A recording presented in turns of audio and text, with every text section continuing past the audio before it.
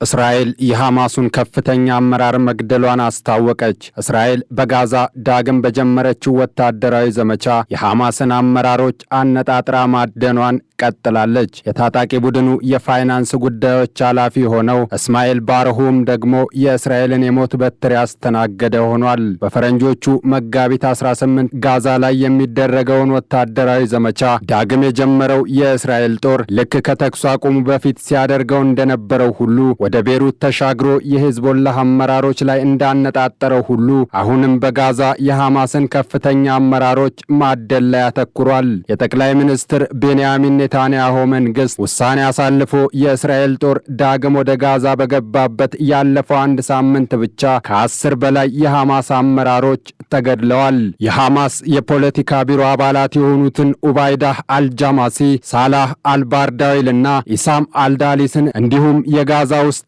መሪ ሜጀር ጀነራል መሐሙድ አቡ ዋትፋህና የጋዛ ውስጣዊ የደህንነት ዳይሬክተር ጀነራል የሆነው ባህጃት አቡ ሱልጣንን በእስራኤል የአየር ጥቃት ስለመገደላቸው አርቲና አልጀዚራ ዘግበዋል። ከቀናት በፊት በእስራኤል ጥቃት ቆስሎ የነበረውና በካኔኑስ በሚገኘው ናስር ሆስፒታል የሕክምና እርዳታ እየተደረገለት የነበረው እስማኤል ባርሁም ሆስፒታሉ ላይ በተፈጸመው ጥቃት ሳቢያ የቀድሞዎቹን የሐማስ አመራሮች ዕጣ ፈንታ ከእስራኤል ተቀብሏል። በሐማስ የሚመራው የጋዛ ጤና ሚኒስቴር በናስር ሆስፒታል የደረሰውን ጥቃት አስመልክቶ በሰጠው አስተያየት እስማኤል ባርሁም ላይ ባነጣጠረው በዚህ የእስራኤል ጥቃት 5 ሰዎች መገደላቸውንና በሆስፒታሉ የሕክምና አገልግሎት የሚሰጡ ባለሙያዎችን ጨምሮ በርካቶች መጎዳታቸውን ገልጿል። የእስራኤል ጦር በበኩሉ በሆስፒታሉ የሐማስ ቁልፍ ሰዎች እየተንቀሳቀሱ እንደሆነ በርካታ የደህንነት መረጃዎችን ካሰባሰበ በኋላ ጥቃት መፈጸሙን የገለጸ ሲሆን ጉዳቶችን ለመቀነስ ሲባል መጠነኛ የጦር መሳሪያ ብቻ ጥቅም ላይ መዋሉን አስታውቋል ሲል የዘገበው ቢቢሲ ነው። እረኛውን ምታው መንጋው ይበተናል እንዲሉ ቴልአቪቭ በጋዛ የጀመረችውን ወታደራዊ ዘመቻ በድል ለማጠናቀቅ ታጣቂ ቡድኑ የሚመካባቸውን ቁንጮ አመራሮች ስታድን ቆይታለች። በፈረንጆቹ 2021 ላይ ሐማስ ከመረጣቸው 20 ከፍተኛ የፖሊት ቢሮ አባላት ውስጥ 11 የሚሆኑት ባለፉት 17 የጦርነት ወራት ውስጥ በእስራኤል ሕይወታቸውን ተነጥቀዋል። እስማኤል ሃኔህና የሐያ ሲንዋር ደግሞ ቡድኑ እንደ አይን ብሌን የሚመለከታቸውና መሰል ዕጣ ፈንታ ከተጎነጩት መካከል ይጠቀሳሉ።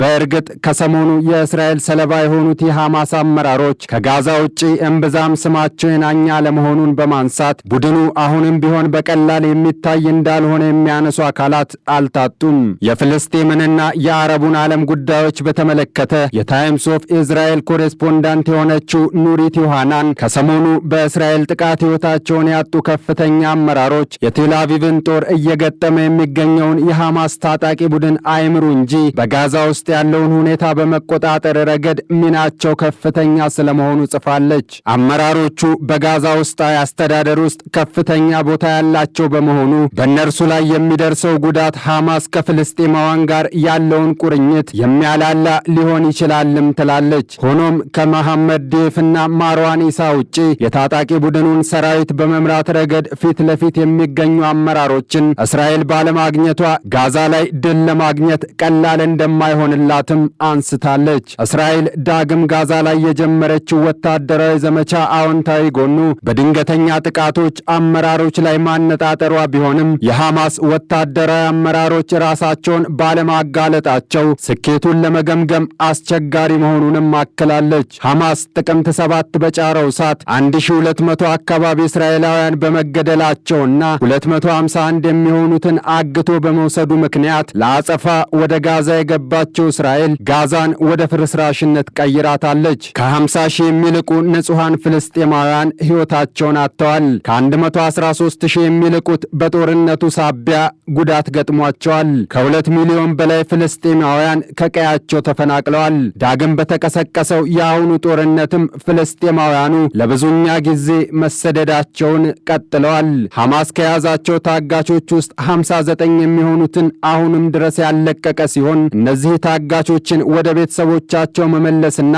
ሐማስን ፈጽሞ ከጋዛ መንቀልን ዓላማ አድርጎ እየተንቀሳቀሰ የሚገኘው የጠቅላይ ሚኒስትር ቤንያሚን ኔታንያሁ አስተዳደር ታዲያ የተቀመጡት ዓላማዎች እስከሚሳኩ ድረስ የጋዛን ሰማዮች የሚያርሱት የጦር ጀቶቻችን ፊታቸውን ወደ ወደመችው ሰርጧ ከተማ ዙረው እያጓሩ የሚገኙት ታንኮቻችን ላንቃቸው አይዘጋም እያሉ ይገኛሉ። ተኩስ ለማቆም ንግግሮችም ከዚህ በኋላ በጦርነት መሃል እንጂ ጦርነት ቆሞ እንደማይደረግም ከሰሞኑ መናገራቸው ይታወሳል።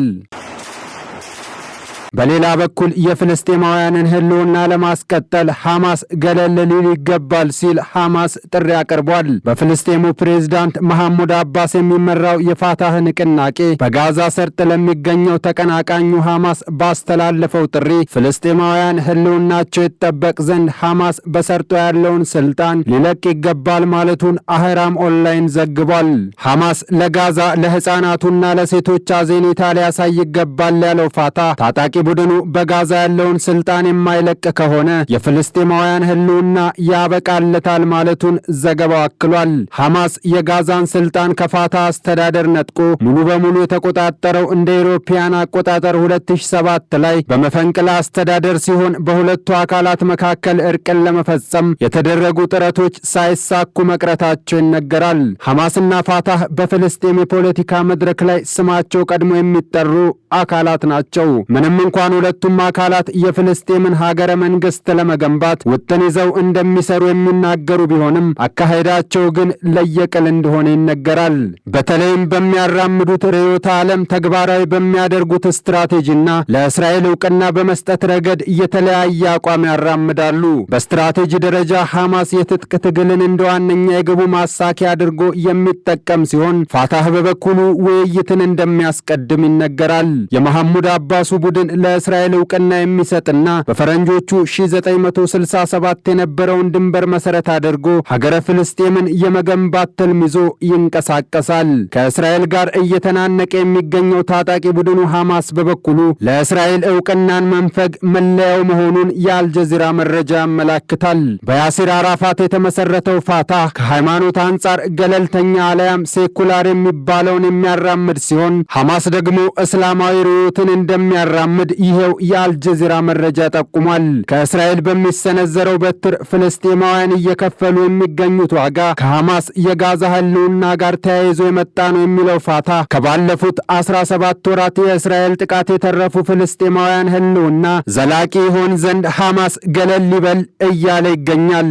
በእርግጥ ጋዛም እንደ ጋዛ ፍልስጤማውያኑም እንደ ህዝብ በሰላም ይኖሩ ዘንድ ሐማስና ጋዛ መነጠል አለባቸው የሚለው የመሐሙድ አባሱ ፋታህ አቋም ብቻ አይደለም። ግብፅን የመሳሰሉ የአረቡ ዓለም ሀገራትም መፍትሄ የሚሉት የምሁራን አስተዳደር መቋቋምን ነው። ካይሮ በቅርቡ ይፋ ያደረገችውና 53 ቢሊዮን ዶላር ያስፈልገዋል የተባለው የጋዛ መልሶ ግንባታ እቅድ ደረጃ በደረጃ በ3 ዙሮች የሚተገበር ሲሆን አንደኛው ሐማስ የሌለበትን የጋዛ አስተዳደር ማዋቀር እንደሆነ ሲነገር ቆይቷል።